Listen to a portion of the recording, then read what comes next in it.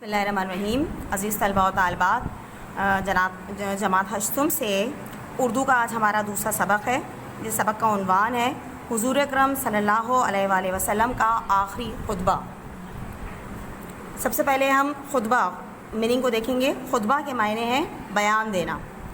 آپ جانتے ہیں کہ نبی کریم صلی اللہ علیہ وآلہ وسلم نے اپنی پاک سیرت مبارکہ میں یعنی حیات طیبہ میں ایک ہی حج ادا فرمایا ہے، اور اس حج کے موقع پر نبی کریم صلی اللہ علیہ وآلہ وسلم نے ایک تاریخی خطبہ پیش کیا، جس خطبے کو خطبہ حجۃ الوداع بھی کہا جاتا ہے۔ اسی خطبے کے اہم ترین نکات کا نچوڑ اس سبق میں پیش کیا گیا ہے، تاکہ عزیز طلباء و طالبات اسلام کی بنیادی اور درست تعلیمات کو جان سکیں۔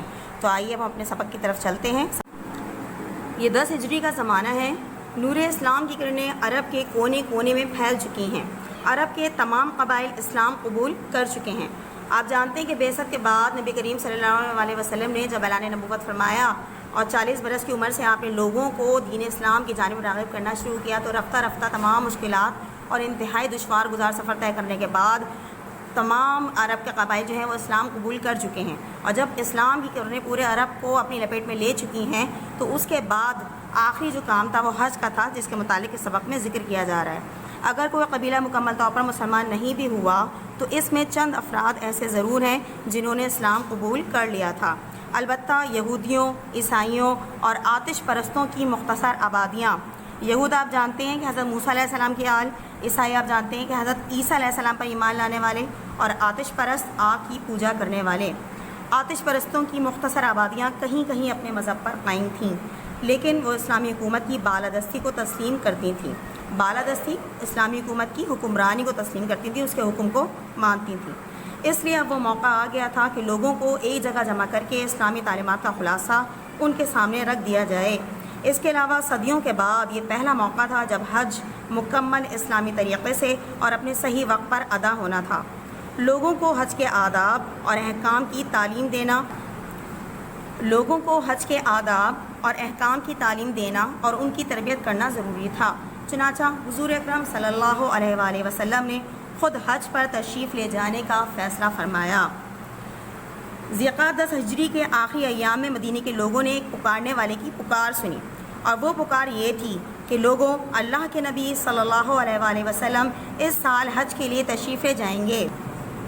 آپ جانتے ہیں کہ آج سے 1450 سال پہلے اگر کسی کو اپنی کوئی بات یا پیغام پھیلانا ہے، تو اس وقت نہ تو کوئی ایسا جو ہے انتظام موجود تھا، نہ فون موجود تھے، نہ میڈیا کا سسٹم ایسا موجود تھا، تو صدا لگائی جاتی تھی، فریاد کرنے والوں کو، اعلان کرنے والوں کو جمع کیا جاتا تھا، اور وہ لوگوں کو پکار کر بتایا کرتے تھے۔ کھلے میدان میں جمع کر کے اعلان کیا جاتا تھا، جو بھی سرکار کی طرف سے خصوصی اعلان ہوتے تھے۔ تو نبی کریم صلی اللہ علیہ وآلہ وسلم کے حج پہ تشریف لے جانے کا اعلان بھی کھلے میدانوں میں کیا جانے لگا۔ اس پکار نے لوگوں کے دلوں میں ہلچل مچا دی۔ حضور اکرم صلی اللہ علیہ وآلہ وسلم کے اس ارادے کی اطلاع عرب کے دوسرے قبائل تک بھی پہنچا دی گئی۔ یہ اعلان سنتے ہی حضور اکرم صلی اللہ علیہ وآلہ وسلم کے ساتھیوں نے روانگی کی تیاری شروع کر دی۔ ہر شخص کی خواہش تھی کہ وہ اس مبارک سفر میں حضور اکرم صلی اللہ علیہ وآلہ وسلم کا ساتھی بنے۔ ظاہر ہے، ایک تو حج ادا کرنا، بیت اللہ کا طواف کرنا، بیت اللہ کی زیارت کرنا، حج کے ارکان کو ادا کرنا، اور پھر کہا کہ دنیا کی سب سے اپنے رب کی محبوب ہستی کے ساتھ اس حج کو ادا کرنا، اس سے ہر مومن کی خواہش تھی کہ وہ حضور کا اس مبارک سفر میں ساتھی بنے۔ عرب کے دوسرے قبائل سے بھی دن رات لوگ سفر حج میں شامل ہونے کی غرض سے مدینہ منورہ پہنچنا شروع ہوئے۔ اس طرح انسانوں کا ایک جمع غفیر جمع ہو گیا، جمع غفیر بہت بڑا ہجوم۔ چنانچہ 26 ذی-القعدہ 10 ہجری کو جب حضور اکرم صلی اللہ علیہ وآلہ وسلم مدینہ منورہ سے حج کے لیے روانہ ہوئے، تو 1 لاکھ سے زائد افراد آپ کے ہمراہ تھے۔ فضا میں ہر طرف لبیک اللہم لبیک کی صدائیں گونج رہی تھیں۔ ہر طرف لبیک اللہم لبیک کی صدائیں گونج رہی تھیں۔ اور صدیوں کے بعد یہ پہلا موقع تھا کہ حج خالص سنت ابراہیمی کے مطابق ادا کیا جانا تھا۔ آپ راستے میں ہر مرحلے پر لوگوں کو مناسک حج کی تعلیمات دیتے ہوئے مکہ کی طرف بڑھ رہے تھے۔ یعنی حج کا یہ بہت بڑا قافلہ جب روانہ ہوا نبی کریم صلی اللہ علیہ وسلم کی سربراہی میں، تو لوگوں نے ہر قدم ہر آن ایمان کی گرمی کو اپنے سینوں میں محسوس کیا۔ لبیک اللہم لبیک، حاضر ہوں میرے رب میں حاضر ہوں کی صدائیں لگاتے ہوئے ہر مسلمان اپنے رب اپنے حضور پر جان نچھاور کر دینے کا جذبہ لیے حضور کے شانہ بشانہ حج کے ارکان ادا کرنے کے لیے دیوانہ وار کعبے کی سمت سفر کیے چلے جا رہے تھے۔ مکہ مکرمہ پہنچ کر آپ نے مناسک حج ادا فرمائے۔ ذوالحلیفہ کے مقام پر پہنچ کر آپ نے احرام باندھا۔ ذوالحلیفہ وہ مقام ہے جسے میقات کہا جاتا ہے۔ جو مدینے سے آنے والے لوگ حج کی غرض سے عمرے غرض سے آتے ہیں تو ذوالحلیفہ کے مقام پر نبی کی سنت میں احرام باندھتے ہیں۔ احرام آپ کو معلوم ہے وہ مخصوص بن سلا سفید رنگ کا کپڑا ہوتا ہے جسے حج یا عمرے کی ادائیگی کے لیے مسلمان پہنا کرتے ہیں، اور پھر مکہ مکرمہ کی جانب روانہ ہوئے۔ اس موقع پر آپ نے حج کا جو طریقہ اختیار کیا وہ گویا حج کے قوانین بن گئے، اور اس وقت سے لے کر آج تک حج اسی طریقے کے مطابق ہوتا آ رہا ہے اور اس میں کوئی تبدیلی نہیں ہوئی۔ حج کے دوران میں آپ صلی اللہ علیہ وسلم نے عرفات کے مقام پر ایک اہم خطبہ دیا۔ عرفات وہ میدان ہے جس میں آخرت میں بھی قیامت کھڑی کی جائے گی، اور نبی کریم حضرت آدم علیہ السلام کی اولاد سے لے کر امت محمدی صلی اللہ علیہ وسلم تک دنیا میں آنے والے ہر انسان کو اس روز وہاں جمع کر کے آخرت کا حساب کتاب لیا جائے گا۔ یہ خطبہ اپنے اختصار اور جامعیت کے اعتبار سے، اختصار یعنی کہ مختصر ترین الفاظ میں جامع ترین خطبہ آپ نے دیا، جامعیت یعنی کہ مکمل ہونا جس میں کوئی کمی موجود نہ ہو۔ جامعیت کے اعتبار سے اسلامی تعلیمات کا نچوڑ ہے یعنی خلاصہ ہے۔ اس میں تمام اہم مذہبی، معاشرتی اور معاشی قوانین سادہ الفاظ میں بیان کر دیے گئے۔ مذہبی سے مراد ہمارے پیدائش سے لے کر مرنے تک ایک مومن کو کس طرح سے اپنی زندگی گزارنی ہے، اسے کس طرح دائرہ اسلام کے اندر رہتے ہوئے اپنی تمام زندگی کے معاملات کو نبھانا ہے، ان تمام معاملات کی رہنمائی فرما دی گئی۔ معاشرتی، انسان کیونکہ معاشرے میں رہتا ہے، سماج میں رہتا ہے، اسے کس طرح لوگوں سے ملنا جلنا ہے، کس طرح کاروبار کرنا ہے، کس طرح لین دین کے معاملات کرنے، کس طرح لوگوں کے حقوق العباد کی ادائیگی کرنی ہے، ان تمام باتوں کی رہنمائی فرمائی گئی۔ معاشی قوانین یعنی روزگار کے حوالے سے کیا حرام ہے، کیا حلال ہے، سود ناجائز ہے، ناجائز منافع خوری ہمیں نہیں کر رہی ہے، تمام کی تمام باتیں سادہ الفاظ میں بیان کرتی گئیں جو رہتی دنیا تک کے لیے قانون کی صورت اختیار کر چکی ہے۔ حقیقت میں یہ خطبہ انسانی حقوق کا منشور ہے۔ انسانی حقوق کا منشور کہتے ہیں قانون کو۔ دنیا کی کوئی بھی تنظیم، کوئی بھی ادارہ ہمیں انسانی حقوق کا منشور نہیں دے سکتا جو آج سے 1450 صدیاں پہلے ہمارے پیارے رسول صلی اللہ علیہ وسلم نے اس خطبے کی صورت میں انسانی حقوق اور اس کی تمام تعلیمات ہمیں پیش کر دی تھیں۔ ذیل میں اس خطبے کے اہم نکات بیان کیے جاتے ہیں۔ نبی کریم صلی اللہ علیہ وسلم نے ارشاد فرمایا، لوگوں میری بات غور سے سنو، ہو سکتا ہے کہ اس سال کے بعد اس جگہ دوبارہ تم سے ملاقات نہ ہو سکے۔ نبی کریم صلی اللہ علیہ وسلم غیب کا علم بھی رکھتے تھے اور آپ جانتے تھے کہ اس کے بعد میری اور تمہارے درمیان ملاقات نہیں ہو پائے گی، لہٰذا تمام تر مراحل کو اسی موقع پر بیان کر دیا گیا۔ تم میں سے ہر ایک کا خون، مال اور عزت ایک دوسرے پر اسی طرح حرام ہے جس طرح اس شہر، اس مہینے اور اس جگہ کی حرمت ہے۔ مہینہ حج کا مہینہ، شہر مکہ مکرمہ ہے، جگہ ہے بیت اللہ شریف۔ ان تینوں چیزوں کو تقدس اور ایک خاص ممتاز مقام حاصل ہے مذہب اسلام میں۔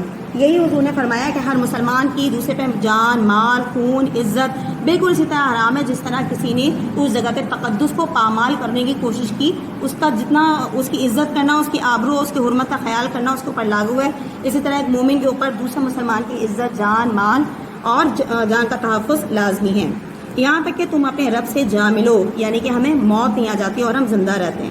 جس شخص کے پاس کوئی امانت ہو وہ اس شخص کو لوٹا دے جس نے اس کے پاس امانت رکھوائی تھی، یعنی بغیر خیانت کی امانت کو اسی حال میں اس کے مالک تک پہنچانا عین اسلامی تعلیمات کے مطابق ہے۔ جاہلیت کا سود ختم کیا جاتا ہے۔ دور جاہلیت میں سود پر کاروبار کرنا اور سود سے اپنے معاملات کو چلانا ایک عام سی بات تھی۔ نبی کریم صلی اللہ علیہ وسلم نے اس قبیح رسم کا سب سے پہلے خاتمہ کیا تاکہ شرمناک فعل ختم ہو اور لوگ اس سود کی لعنت سے چھٹکارا حاصل کر سکیں۔ اور سب سے پہلا سود جس سے میں اس حکم کا آغاز کرتا ہوں وہ میرے چچا عباس بن عبد المطلب کا سود ہے۔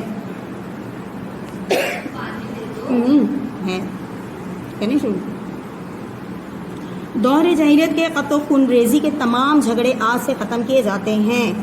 قتل و خون ریزی آپ جانتے ہیں کہ دور جاہلیت میں لوگوں کو یہ عادت تھی کہ ذرا سی بات پر جنگ شروع ہو جاتی تھی، اور وہ جنگ ایک قبیلے سے دوسرے قبیلہ، ایک نسل سے دوسرے نسل، اور پھر اس طرح ہوتے ہوتے صدیاں گزر جاتی ہیں۔ ذرا ذرا سی بات کی شروع ہونے والی لڑائیاں کبھی نہ ختم ہونے والی خون ریز جنگوں میں تبدیل ہو جایا کرتی تھیں۔ لہٰذا حضور نے فرمایا کہ دور جاہلیت کے قتل و خون ریزی کے تمام جھگڑے آج سے ختم کیے جاتے ہیں، اور سب سے پہلا خون جسے ہم معاف کرتے ہیں وہ عمرو بن ربیعہ کا خون ہے۔ کعبے کی خدمت اور حجاج کو پانی پلانے کے اعزاز کے سوا دور جاہلیت کے تمام اعزازات اور رسوم آج سے ختم کی جاتی ہیں، کیونکہ کعبے میں جو خدمت گار ہیں وہ اپنے آپ کو خادم الحرمین شریفین کہلواتے ہیں، اور وہ کعبے میں آنے والے جو مہمان ہیں وہ اللہ کے مہمان ہوتے ہیں۔ لہٰذا ان کی خدمت کرنا اور حجاج کرام کو پانی پلانا، ان دو رسموں کو اعزاز کی طرح لیا جائے گا۔ اس کے علاوہ تمام تر رسومات کو ترک کر دیا گیا، ان کا خاتمہ کر دیا گیا۔ جو شخص کسی کو بلا ارادہ قتل کرے گا اس کو اس کا قصاص دینا ہوگا۔ قصاص بدلہ ہے جو شریعت نے طے کیا ہے۔ البتہ اگر کوئی شخص لاٹھی یا پتھر سے بغیر ارادے کے مارا جائے تو اس کا قصاص 100 اونٹ ہوگا۔ بغیر ارادہ پتھر یا لاٹھی سے قتل کرنا مراد کیا ہے کہ مثال کے طور پر غصے میں دو بندوں میں لڑائی ہو رہی تھی، ایک کے ہاتھ میں ڈنڈا تھا، اس نے اٹھا کے دوسرے کے سر پر مار دیا۔ اس کو غصے میں اس کو چوٹ پہنچانا مقصد تھا، اس کو قتل کر دینا یا ختم کر دینا مقصود نہیں تھا، لیکن رضا الہی سے اس کی قضا آئی اور وہ اسی وقت اس کی روح پرواز کر گئی، وہ گرا اور مر گیا، تو یہ بلا ارادہ قتل ہے۔ ایسے قتل پر قصاص شریعت نے طے کیا ہے جو کہ 100 اونٹ کے برابر ہوگا۔ جو شخص اس سے زیادہ طلب کرے گا، طلب کرنا مانگنا خواہش کرنا، وہ اہل جاہلیت میں شمار ہوگا۔ یعنی جو شریعت نے طے کر دیا ہے اس کے علاوہ اگر کسی نے مانگا تو اس کا مطلب ہے کہ وہ دور جاہلیت میں شمار کیا جائے گا، اسے اسلام سے شامل نہیں کیا جائے گا۔ لوگوں، تمہاری عورتوں کا تم پر حق ہے اور تمہارا حق تمہاری عورتوں پر ہے۔ اسلام سے پہلے عورتوں کو کسی بھی مذہب نے اس طرح کے حقوق یا عزت سے نہیں نوازا تھا جو کہ مذہب اسلام نے عنایت کی ہیں۔ عورت ماں ہو، بہن ہو، بیٹی ہو، بیوی ہو، ہر حیثیت میں، یا ایک عام شہری ہو، ہر حیثیت میں عورت کو عزت دی گئی، تحفظ دیا گیا، اور اسے گھر کا سکون اور چار دیواری کا سکون دیا گیا۔ عورتوں سے کشادہ دلی سے پیش آؤ، کشادہ دی کھلے دل کے ساتھ۔ عورتوں کے معاملے میں اللہ سے ڈرو اور ان سے بہتر سلوک کرو۔ لوگوں، تمام اہل ایمان آپس میں بھائی بھائی ہیں۔ بھائی بھائی ہیں یعنی مواخات کا رشتہ ہے جو کہ نبی کریم صلی اللہ علیہ وسلم نے اس روز قائم کیا جس روز مسلمان مکہ سے ہجرت کر کے مدینے آئے اور ان کے درمیان مہاجر و انصار کا رشتہ طے کر دیا گیا۔